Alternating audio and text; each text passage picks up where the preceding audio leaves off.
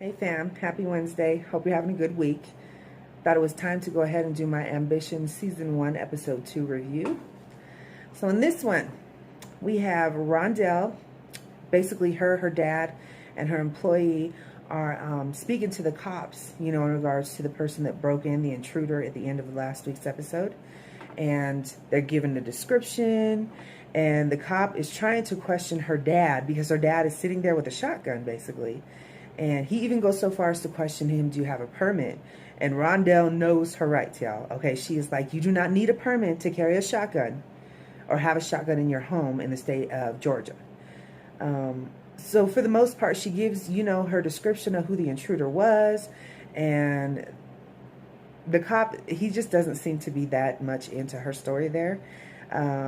She goes so far as to say that she does believe that it's the construction company sending a goon trying to get her to be scared and move. All right, so after the cop leaves, she is sitting there talking with her employee and her dad, and the employer is basically telling her, you should call your brother, the mayor. Call him and tell him what's going on. And Rondell doesn't want to have to bother her brother with this, basically. And her employee is also like, I was offered too, because she lives across the street and she owns her home across the street. And that construction company has also offered her money to move. And she's like, maybe we should just get up and go. And Rondell's like, absolutely not. We are not letting these people chase us out of this neighborhood. All right, so then we see Evan and Bella. Okay, so they're in bed together. It's morning time. Evan is asleep. Bella has woke up, and she proceeds to get her cell phone, and she's taking selfies of her and a sleeping Evan lying next to her. Now, he doesn't know she's taking these pictures, of course. And then he starts to stir, so she takes her phone and sticks it on the dresser, and then she plays like she's asleep. And they wake up, he wakes up, and he wakes her up, and basically they start going at it again in the morning. They're getting it in this morning. Good time for sex. Anyway, little does he know, she left the phone on the dresser next to the bed, and it's recording them. Okay, so she's recording their lovemaking session here. All right, then we see Titus, basically. He's apologizing to Amara, basically the next morning they're in bed, and he's apologizing to her for not telling her that he had seen Stephanie already. And she wonders if he still has feelings for her, basically, if he still, has a hang-up for Stephanie. And basically, he's apologetic. He says it was nothing. And a comment that she says regarding lip service basically ends up with him giving her exactly some of that in the bed, okay? So then we see Bella. Evan is getting dressed and he's trying to leave, and Bella is pushing him basically for leaving. She doesn't want him to go. And she's telling him, you promised me that things would be better after you became mayor, after you got a divorce, and after we got married. And she says that he promised her that he would turn her fashion line into an empire, that he's to this day introduced her to local connects, but she's trying to go national, and she needs him to step up his game. So they're arguing basically, and he calls her out basically for screwing the football player that she's had, a relationship with. And she threatens to sleep with basically other words.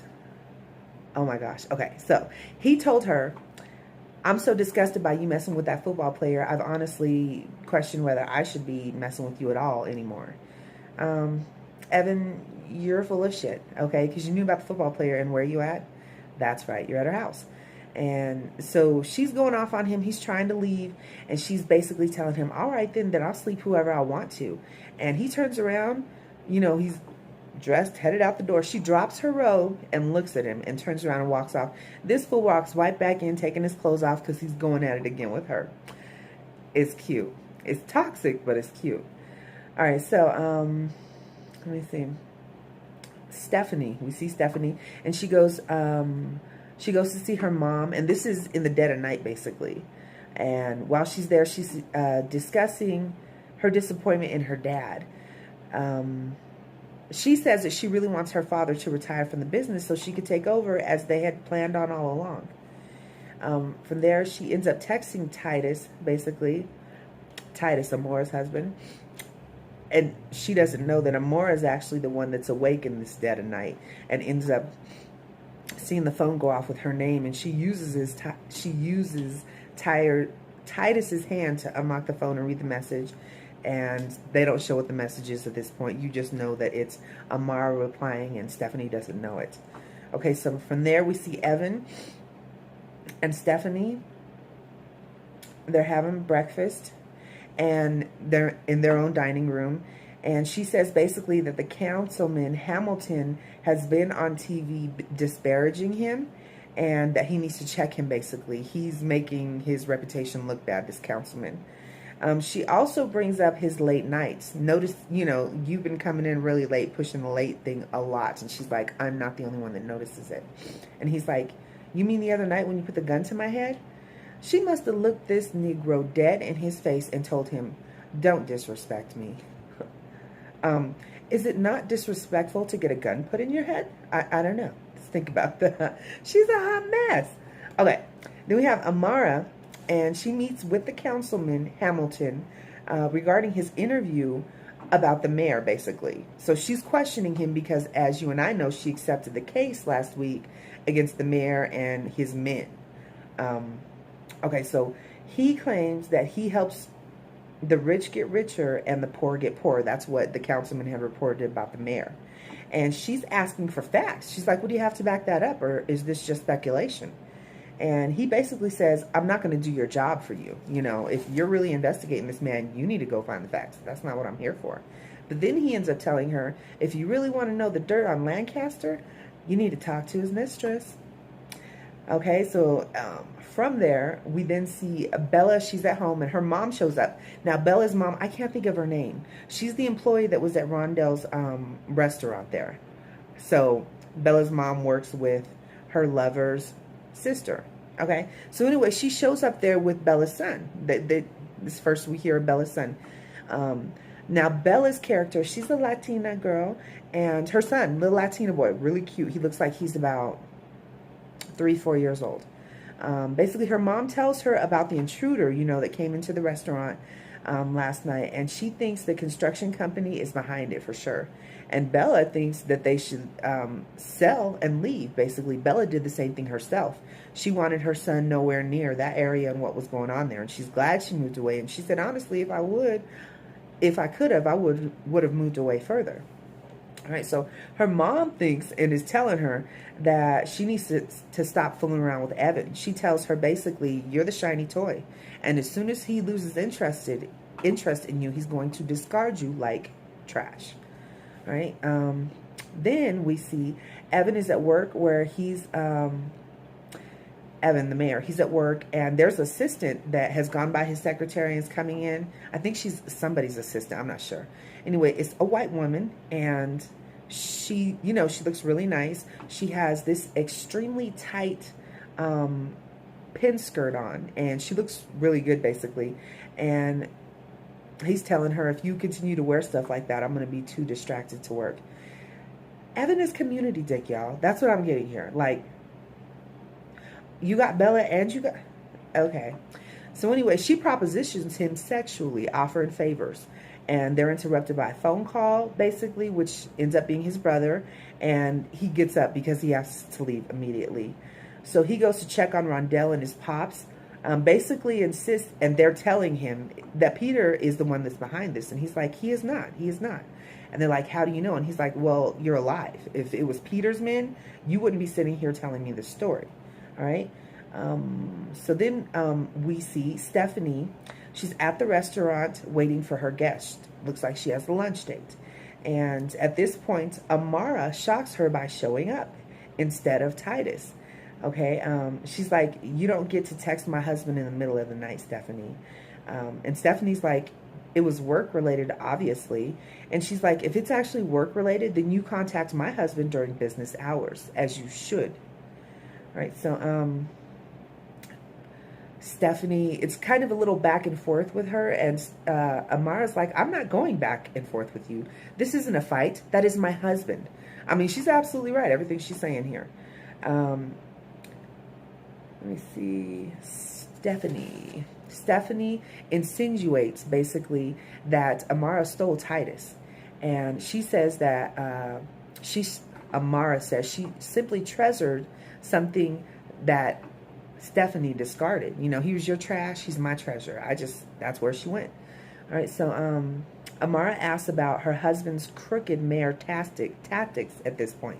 I'm shocked she's thrown out there this quick. I would have thought she used, I don't know what element of surprise on this one, but it is what it is. And let me see. Stephanie denies, of course. And Amara leaves telling Stephanie not to underestimate her, basically. And after she leaves, Stephanie to herself is like, never again. Like, I know what you did, how you got Titus. I'm ready for you now. Okay, then we see Bella. Bella is in a park in Georgia, a beautiful park. She has everything set up because she's trying to do a photo shoot for her clothes there, of course. And she ends up getting busted by the police. One cop there. And he's basically telling her she needs to leave because she does not have a permit to do this photo shoot in the park. So she's freaking out and she's asking him, just hold on a second, please. And she calls Evan. You know, she's calling the mayor, her man. And she's like, I need a favor. You got to help me. The cop's trying to put us out of the park. And he's like, I'm sorry. I got business I got to take care of. He hangs up on her. Evan don't give a damn about that girl. It's sad. But that's what I see. He's really not that concerned. All right. So at that point, she calls Roderick for help. This is the football player that she has a relationship. All right. So from there, they're showing Rondell. She's having Bella's mom record her at the restaurant, and she's announcing that basically the construction company is trying to colonize their neighborhood, trying to run them out of their own neighborhood, and that she's putting together a coalition meeting, and it's going to happen tonight at her restaurant. So they're doing a social media announcement of this.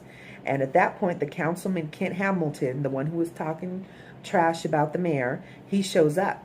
And she's like, how are you going to show up here after you've been talking crap about my brother on TV? And he basically lets her know that he stands behind his words and he's offering to help her. And she declines. And she wants him to quit throwing shade at her brother, basically. She's like, I really don't want to have nothing to do with you unless you stop. And he's like, okay, I will, but I need something in return. And they have a little chemistry going on, a little slight flirtation going on, and he's kind of fine. So I see why she wants to go there. So let me see. Then we see Stephanie's parents are at home, her mom and dad, and they're discussing her current cases, basically. And her mom basically is telling him what Stephanie wants. And I agree. You should retire and let her do her thing with the company. And, of course, he's denying. And at this point, Evan kind of rudely interrupts them in the living room. And he's accusing her dad, basically, of sending the goon to Rondell's restaurant. And her dad is completely denying it, okay? I didn't have anything to do with that. I don't know what you're talking about. And at that point, her mom admits that she did, okay? She says that the English Rose development will benefit all of them, all their family. And she intended no harm on Rondell or her family, nothing at all like that, but that she wants it to go through to get rid of the vile Greg Peters. See, she too is sick of dealing with this crazy-ass white man. All right, so then we see Mr. Carlisle, Stephanie's dad, reminds how horrible it would be if word got out that they were making this all happen. He's telling Evan that you don't want everyone in our community to know exactly what's going on here, that we're working with Peters, because it's going to look worse. And Evan reminds him basically that that's his blood, that's his family. I'm married into your family, but these are my people, and you're not going to do them like that. We'll get this done, but not in that manner. So then we see Kent. He's at Rondell's, and he's eating some of her food in front of her. You know, she's seeing how he likes it, and of course he loves it, basically. And he says he's impressed. And they discuss what is going on in the neighborhood, and he wants to help her, okay? But she can't. I'm sorry, she can't she can't because of his talking about her brother, basically. She's leading into this. She doesn't want to go there with him. So he says they could definitely be more than friends, if you get my drift here. He's interested in Rondell. She could see it. So from there, Bella's mom is watching this whole exchange between them, and she's just laughing, you know, looking at Rondell's like, what are you looking at? Uh, Bella's mom is here for it. She sees how the chemistry is between them, and they make a good match. It is what it is. All right, so then we see Stephanie. She's in her office, and one of her employee comes in, and he has a folder. And let me see. He walks in basically telling her that he has proof that Amara cheated on Titus.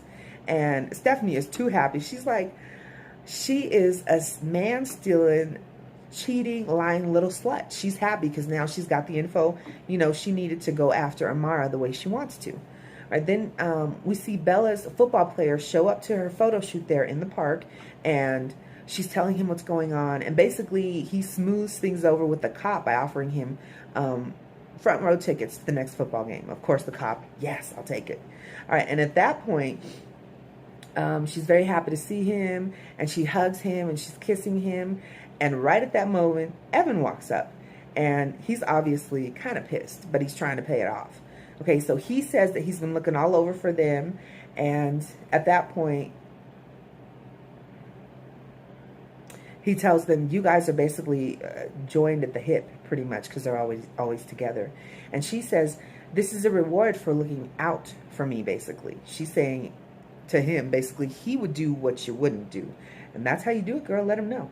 Okay, so he ends up basically smoothing this moment over, talking to the football player, telling him basically that I want to use you for an ad campaign. And he's like, oh, why don't you use Bella? She's an up-and-coming designer. You could use us both. And he's like, yeah, she's not on your celebrity level, so I would like to use you. So he's kind of taking a jab at Bella in the moment. And, of course, the football player's happy. He agrees. All right, so then we see Amara. She comes home to Titus cooking dinner, and she says that she had lunch with Stephanie. And he confirms that she's a non-factor. He's not concerned about Stephanie. And they admit that basically that they're in a good space between the two of them at this moment. Even though they're missing their daughter, they're doing good. All right, so at the gathering at Thelma's restaurant that night, which is Rondell's place named after her mom, we have all these townspeople there, and Thelma is announcing that they're starting the NAG. This is nigger. Oh my, wow. This is Neighbors Against Gentrification. Wow. All right, big y'all, sorry. Okay, so as Kent announces on his way in, he's the one who calls out the NAG, what it stands for. Okay, so she hesitantly announces him with her disapproving dad looking on. And let me see. They all complain basically of the potholes in the neighborhood and the crackheads. And basically Ken agrees, you know, and he says that they need to work together to fix it all and to keep it as well. Don't sell your property and leave. You're not fixing anything that way. So a man that is there asks Rondell if her brother knows that she hangs out with the man that's been talking crap about him on TV. And she checks him real quick. She's like, I'm a grown-ass woman. Okay, I'm going to do what I want to. And her dad does as well. And he tells old boy to sit down. Okay, so she says, for everyone else, if you ain't with NAG, you're with Greg Peters, the construction man who's trying to gentrify our neighborhood and take us down. And they all agree, and they cheer, and they chant, and they're going to work together to make this happen. And let me see. At this point, Ken tells her she just became an activist, and she did. She put together a meeting. They have a goal, and they're going to work towards it together. Go Rondell. All right. Then we have Bella comes home into her apartment. It looks like, I don't know what it is. She's coming home. She has her son with her, and he's running in, and he's like, what does he say? I'm trying to think of Stephanie and Evan's last name. He says, hey, Mr. whatever Evan's last name is. He's sitting in there in the living room. I guess he got a key to their place. Anyway, he's happy to see him, and Evan is like, I got something for you. And basically it's a tablet, a nice little tablet for a little boy, and he shows him it, and, you know, he's showing him how to use it, and then he sends him off in his room to play with this new game. And Bella's like, what are you doing here? And he's like, can a father stop by to see his son? Wow. Okay, shocked. First off, that little boy doesn't look black at all. Now, mind you, Brian White, he's a light-skinned man, and like I said, Bella's Latina. But this little boy looks 100% Latin, so I guess maybe he has weak genes. I don't know. Maybe it's not his baby. Anyway, that's where the episode ends, and I don't know.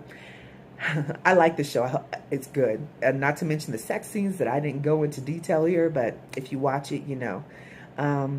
If you like my videos, hit the like button and become a subscriber. Leave comments below. Hope to see you next time, guys. Bye.